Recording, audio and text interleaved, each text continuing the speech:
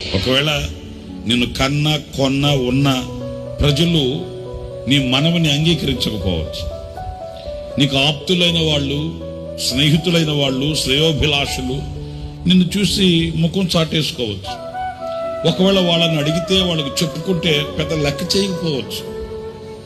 మనుష్య మాత్రులు కదా, ఎదుటివానికి నువ్వు ఎక్కసం కావచ్చు. ఎందుకంటే కాలు కీలు గుడ్డుపడి కుంకి మంచం మీదకి ఎక్కి తిప్పలి ప్రతి వాడికి అలుసైపోతాం. భుజాల మీద చేతులేసి మన వెన్ను తట్టి భుజం తట్టిన వాడు మన కాలు కీలు కుట్టుబడి కుంకి మంచం మీదకి మనం ఎక్కితే కనీసం పలకరించడానికి కూడా దగ్గరికి రారు. ఒంట్లో బలం ఉన్నంత వరకు, చేతిలో డబ్బు ఉన్నంత వరకు, ఇంట్లో జనం ఉన్నంత వరకు, హంగు రంగు తీరినంత వరకే ఈ మట్టి ఘటానికి ఈ లోకంలో విలువ. అది కాస్త కనుక వైపు తప్పితే మన వైపు తిరిగే వాళ్ళు ఒక్కడు కూడా కనిపించారు.